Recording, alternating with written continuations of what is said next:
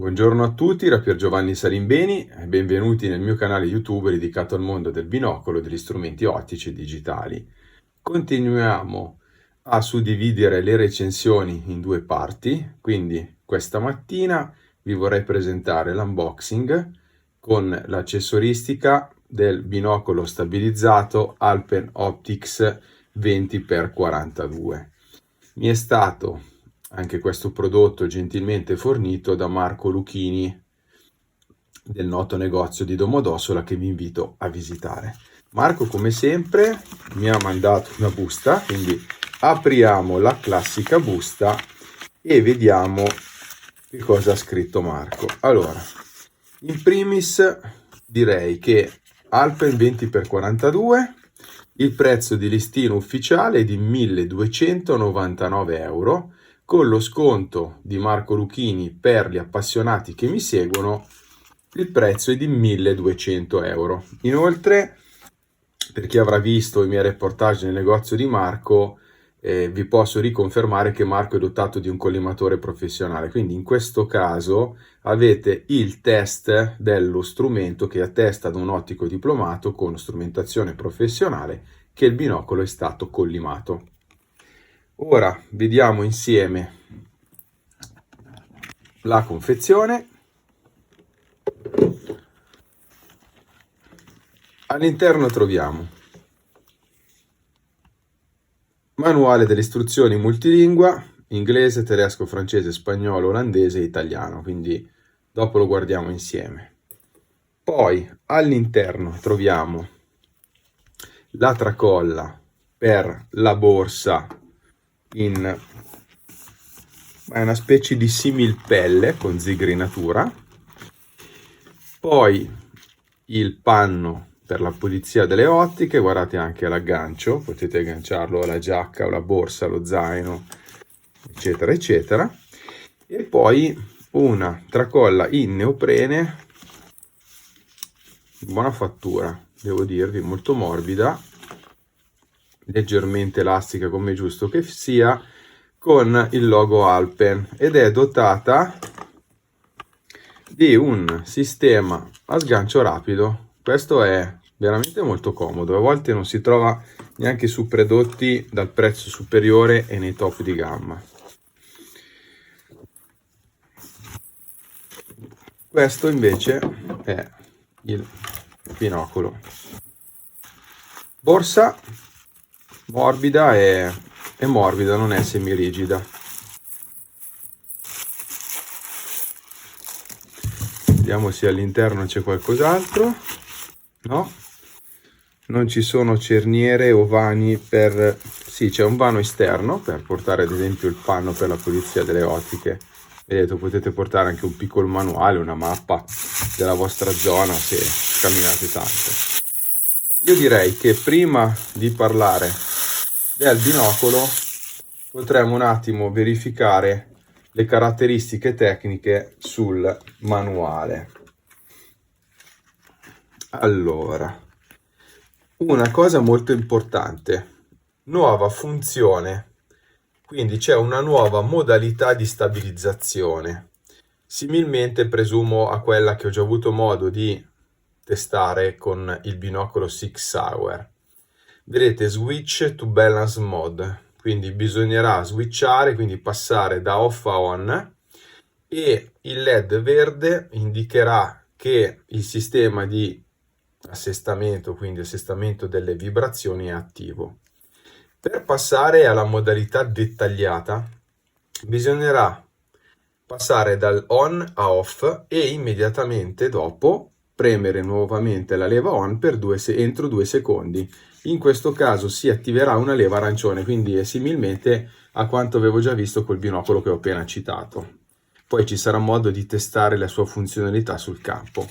Manuale di istruzioni in lingua italiana, è a pagina 44, vediamo immediatamente che cosa dice. Descrive più che altro la componentistica, quindi interruttore spegnimento, gli oculari con paraluce estraibile, regolazione del fuoco, diotrie, vano, batteria. Vi dà informazioni generiche riguardo il rischio di lesioni fisiche qualora guardaste il sole,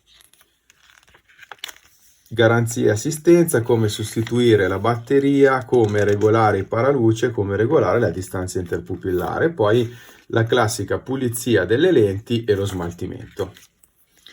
Adesso non vorrei rubarvi troppo tempo, vediamo insieme il binocolo. Come vedete è un classico prodotto che avete iniziato a conoscere quantomeno nelle mie video recensioni. Non ha un design classico, ha un ampio scafo senza alcuna cerniera, nella parte superiore è presente il sistema di messa a fuoco, mentre qui c'è la leva di attivazione della stabilizzazione. Quindi, come è scritto nel manuale, attivando la leva da off a on si attiverà la stabilizzazione classica, quindi quella che vi aiuta comunque anche nella gestione fluida del panning, ossia spaziando destra-sinistra. Qualora poi voleste concentrarvi su un dettaglio, dovrete rispegnere il pulsante e riattivarlo, e a questo punto presumibilmente si attiverà la stabilizzazione su tutti e 4 gli assi, di modo che potrete anche fare a meno dell'utilizzo del treppiede fotografico. Adesso non c'è all'interno la batteria, quindi non possiamo vedere il LED. Qui notate il vano impermeabilizzato con il tappo all'interno del quale andrà inserita la batteria. Il binocolo comunque si impugna abbastanza bene, oltretutto è leggerissimo, quindi avere un 20x così leggero senza treppiede potrebbe essere molto utile non solo agli appassionati ma anche al settore professionale di sorveglianza, recupero e altro ancora. La regolazione della distanza interpupillare avviene in questa maniera, è molto fluida. Qui potete vedere la regolazione delle diotrie.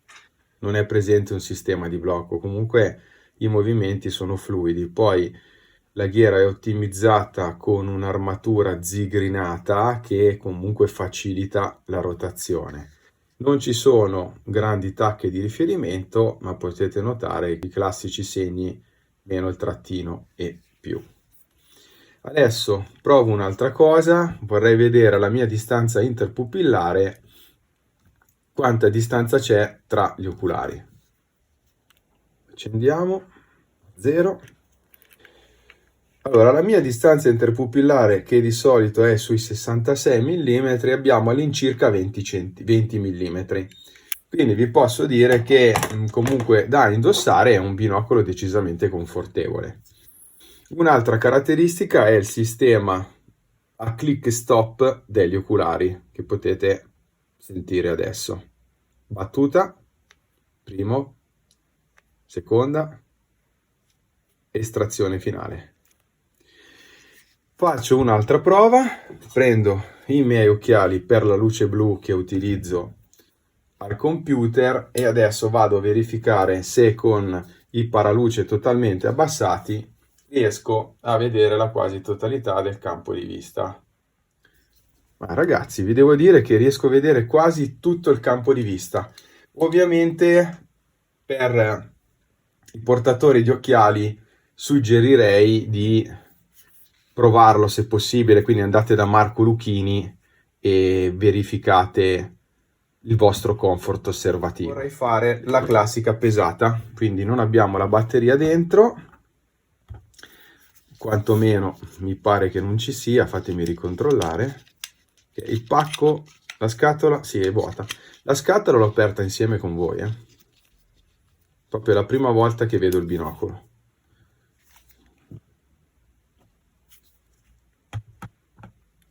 «665 grammi, ragazzi, un binocolo 20x che potrete utilizzare senza treppiede e che pesa 665 grammi.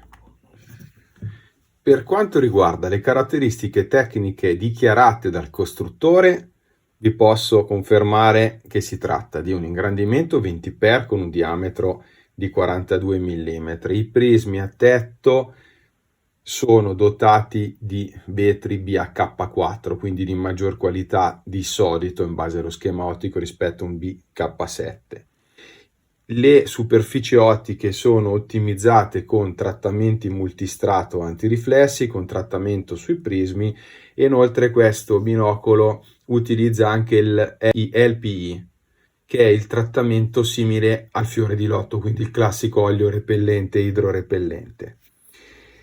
Ha un fattore crepuscolare di 28,98, ha una pupilla di uscita di 2,1 mm e un campo di vista a 1000 metri di 58 metri. Poi l'azienda dichiara una messa a fuoco minima di 4 metri, è resistente alle intemperie a livello di, lo definiscono water splash, ossia gli schizzi di spruzzi d'acqua, quindi non è totalmente impermeabilizzato, non lo potete immergere in acqua, tuttavia lo potete utilizzare sotto una pioggerella, quindi dovrebbe essere un IPX4. Le dimensioni sono 185 x 114 x 75 e loro dichiarano un peso di 644 gradi.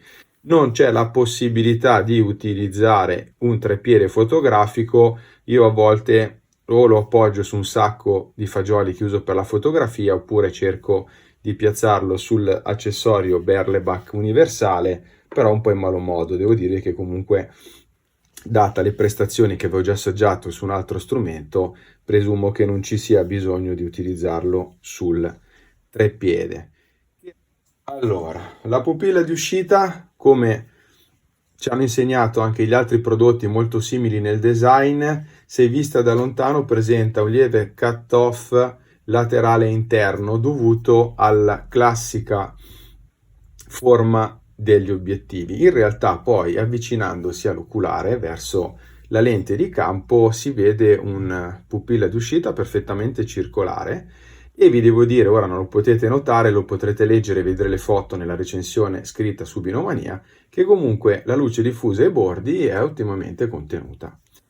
Io ragazzi termino qui, sono stato fin troppo lungo, vi aspetto come sempre su Binomania, ci vediamo inoltre per la successiva prova sul campo di questo binocolo, quindi nel secondo video vi darò le mie impressioni pratiche, perché adesso in avanti lo sottoporrò al test osservativo nel birdwatching, nell'osservazione del paesaggio e nell'osservazione crepuscolare in quella astronomica, poi il solito test con la USAF chart, insomma, e altri test. Se ancora non lo avete fatto, inoltre potete venirmi a trovare su binomania.it, sul forum di Binomania e su tutti i social associati. Vi invito inoltre ad andare a visitare comunque il negozio di Marco a Domodossola, perché è veramente ben fornito. Io molto probabilmente riandrò a Natale per vedere se è arrivata qualche novità. Ragazzi, un caro saluto a tutti voi, ci vediamo alla prossima puntata.